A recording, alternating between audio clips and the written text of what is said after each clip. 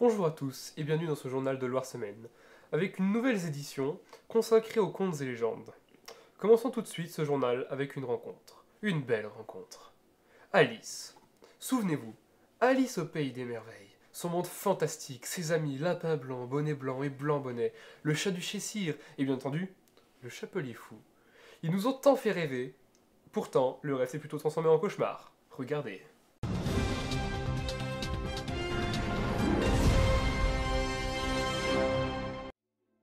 Les animaux sont devenus fous. Le succès leur est monté à la tête, regardez. Ils m'ont carrément mise à la porte. Je n'ai plus accès au terrier. Le tunnel m'est interdit. Depuis que les Japonais ont racheté les droits du film, bien sûr, il leur faut une héroïne qui ressemble à leur public, une brune. La blonde, c'est trop américain, trop occidental. Et me teindre les cheveux, ça, jamais. Je ne vais pas me laisser faire. J'ai des droits et il faut aller devant les tribunaux. J'irai. À bon entendeur, salut! Selon nos sources, les animaux auraient signé un contrat très juteux resté secret. Les sommes en jeu seraient très importantes. Affaire à suivre. Consternant.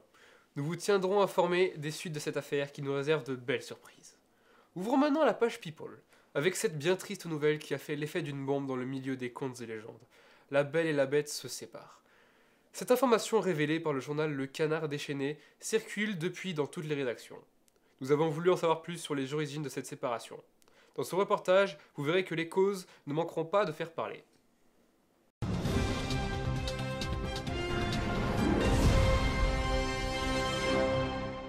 Je n'ai rien vu venir. Des années que nous étions ensemble. Et hop! Le voilà parti avec un autre. Comme ça, du jour au lendemain. J'aurais dû me méfier. Mais j'avais tellement confiance. Et puis, c'était éternel, non? C'est écrit comme ça dans les contes, non? On m'avait pourtant prévenu, Barbe Bleue. On connaît sa réputation, mais de là à embarquer ma belle. Barbe Bleue! Te fais pas peur! Si je te croise, je...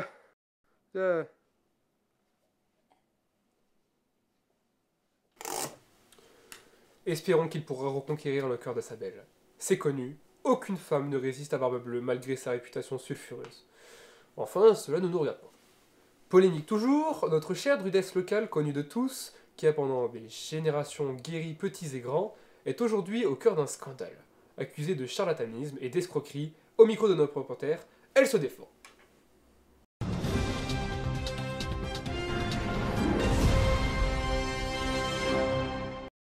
Je suis victime d'une véritable campagne de calomnie. Nous, les druides, nous sommes des personnages importants dans la société. Nos remèdes de tradition celte ont prouvé leur vertu et soigné tous les maux, et ce depuis des siècles. Et aujourd'hui, mes plantes guérisseuses, mes pierres magiques, mon pendule et mon magnétisme, un héritage celte transmis de génération en génération, ne serait qu'une vaste escroquerie.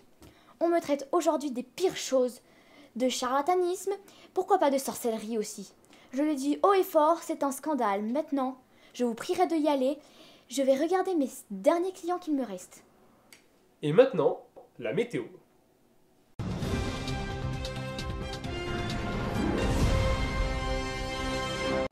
Bonne nuit et bienvenue pour la météo nocturne de ce samedi 13 mars. Sur toute la France rayonnera une belle et magnifique pleine lune qui devra ravir nos amis loups-garous, chouettes et autres chauves-souris. Côté température, elles baisseront sur l'ensemble du département. Un vent glacial rafraîchira l'atmosphère. La nuit sera donc fraîche et lumineuse, très bon pour notre teint. Allez, pour finir, la phrase de cette météo nocturne, la nuit, tous les chats sont gris. Mais il est seulement 1h20 là. Il doit y avoir une erreur de casting pour la météo, je pense. Bon, passons au sport maintenant. La course internationale de balai volant de Saint-Didier-en-Velay. Cette épreuve se déroule chaque année depuis le Xe siècle en pays altiligérien. Les sorciers participants doivent parcourir en balai volant un itinéraire de près de 500 km entre les villages du pays et non sans difficulté.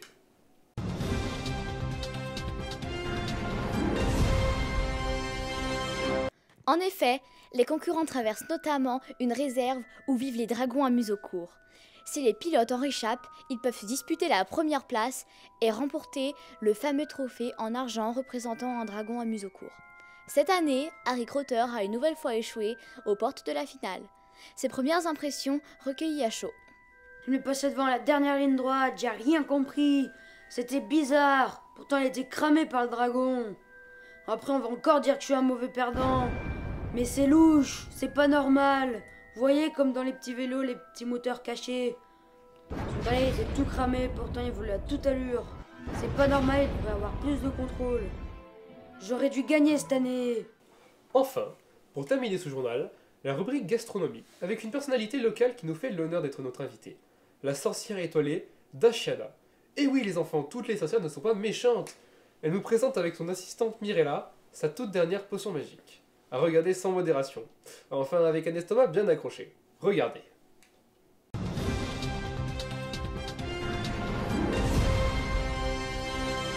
Bonsoir à toutes et à tous. Bonsoir. Aujourd'hui, nous allons vous concocter un filtre d'amour. En commençant par de l'urine de chat, de la bave de crapaud. Vous pouvez mélanger.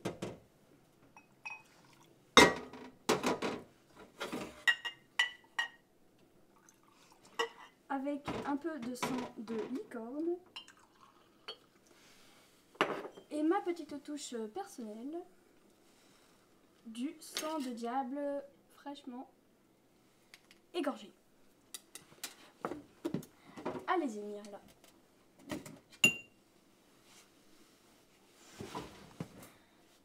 Je crois qu'elle va pas survivre longtemps. Et effectivement, je ne sais pas si on va retrouver Mirella. Merci d'avoir suivi ce journal et à très bientôt.